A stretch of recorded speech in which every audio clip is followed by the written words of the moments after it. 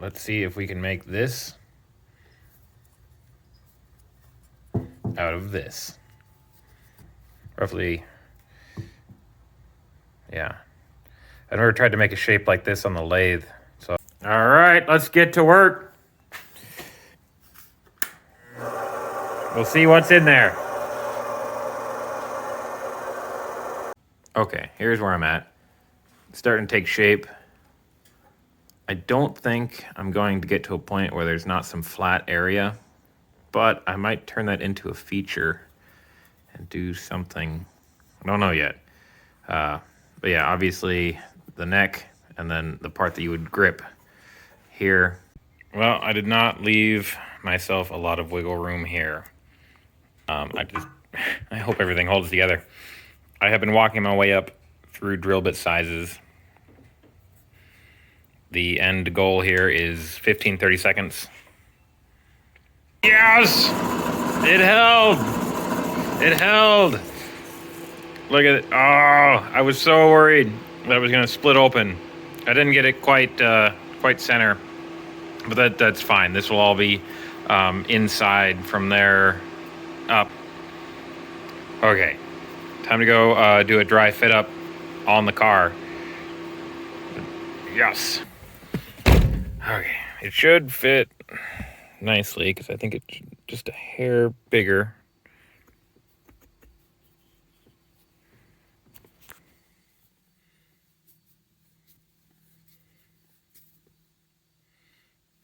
It's a little tight. Yeah, I gotta say, I this is cool. I would have never done this on my own, but it was an idea from a friend, and this is going to be really cool when I have it all finished. I want to incorporate something around here and something around here.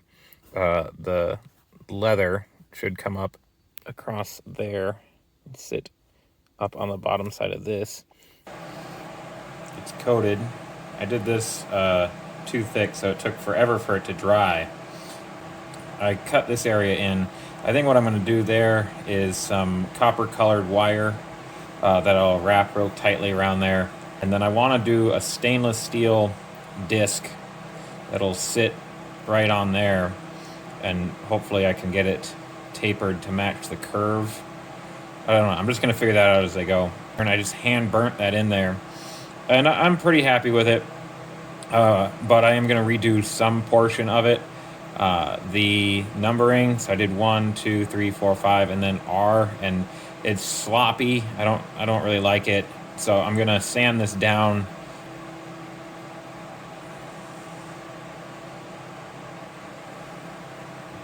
Back to blank. Yeah, nice and smooth. I'm gonna go with weld wire. It's got a nice copper color to it, and it's just the right amount of flexible. Yep. We're gonna start by drilling a really tiny hole to feed the wire in, so it'll kind of lock it in place. And then when I go to wind it around, it shouldn't pop out.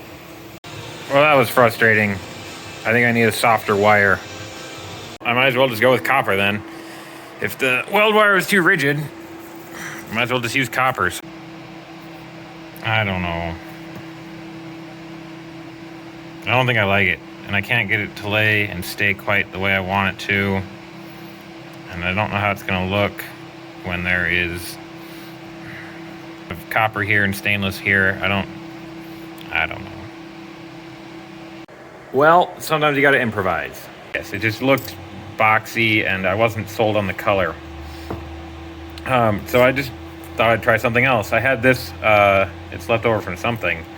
I think it's jewelry banding, or I don't know what it is. But I tried that and I really like how it looks with the black against the brown, and it lays much flatter and it just feels better. Yeah, all in all, I like that much more than what I was getting with the copper. Maybe it would take a lot of work to shrink it down.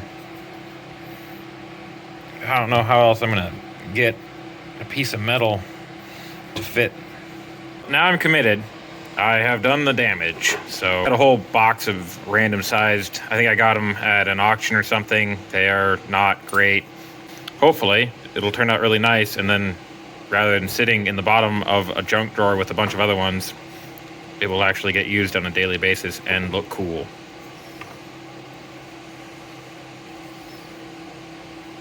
Time to get to cutting. That's gonna be a fun cut to make all the way through there. All right, okay, it's coming. Yeah, no, the cutting process actually went pretty well. Ow, it's still well. I thought it would give me more trouble than it did, but it cut just fine.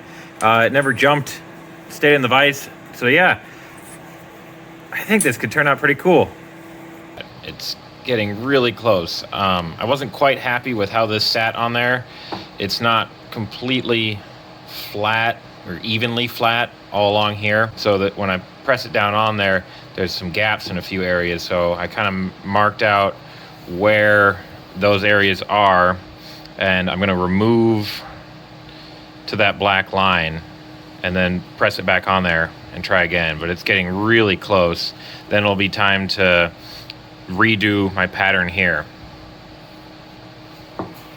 It's time to try putting it on. I think I've got it right where I want it. I just keep rotating it and looking for light to come through. Yep. I'm not gonna say that it's perfect. It's a lot better.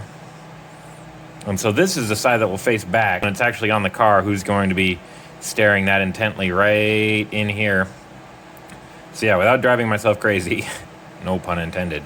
So now it's time to re-burn the shift pattern into there. And then my wife, like I said, maybe I didn't say, but is going to very carefully paint in the 1, 2, 3, 4, 5, or 1. There it is. Hole's a tiny bit off center, but I think I can fix that because I'm going to need to open that hole up a little bit more anyway, because I want to drop maybe like a ball bearing or something into it. So when I open it up, I can just move it that way a little bit. But otherwise, yeah, for freehanding that, I'm pretty happy with how it turned out. And then maybe do some additional painting on the flat areas on the side. But yeah, new idea. So I was looking through my big bucket of screws and miscellaneous stuff, fasteners. I found some of these, and I thought that'd be kind of cool. It'd be like a raised wooden plug, maybe something like this. I don't know. But then I realized, just why not use a Phillips head screw, because you have a plus. So it should, if I can get it, and that's going to be the tricky part, if I can get it to line right up with the lines that I've burned in there, then I could countersink it maybe, or recess it. I don't know. But if I can get it to line right up, I think that would be pretty cool. Yes, I like this a lot. Okay, bear with me. So it took some finagling with getting the drill bit just right where I wanted it. And I also don't have the exact size, but I've got one that's just a hair undersized. I can kind of let the screw also act like a tap and thread the hole. I got it. It's right where I wanted it. And so the screw completes the shifter. It's not an H, it's like a triple H, but it completes the shifter pattern perfectly. So yeah, now it's time to get some paint on there. It's really hard to get the geometry of the stars right, but for doing it by hand, it's fine. And then I wanted to do a wood colored kind of pattern background and kind of like creamy wood colors. And then I'm outlining it in black to separate it from the rest of the natural wood color. Yeah, that is perfect.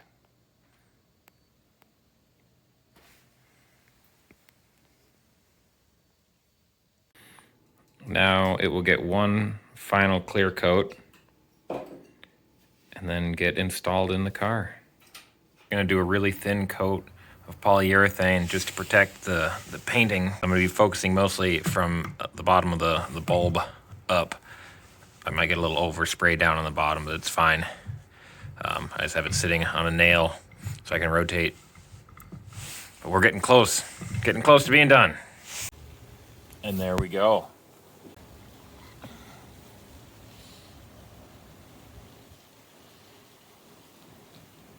I've dragged this process out way too long just because I've had no deadline. But now it's finally time to install it.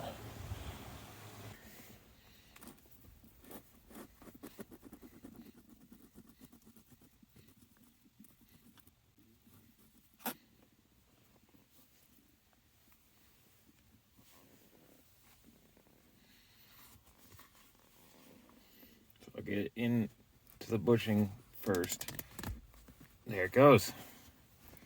Okay, so it's in there. Now I'll feed it.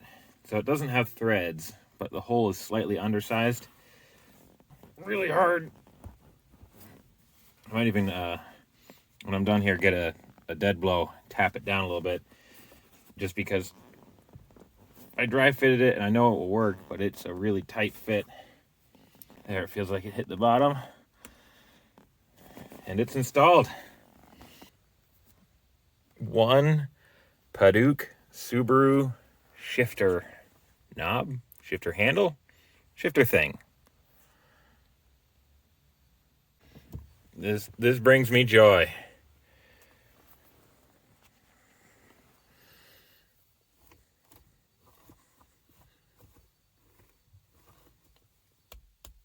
Yep.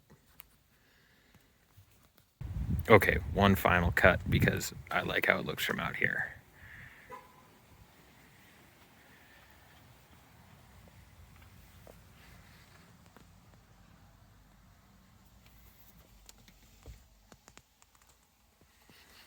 Yeah.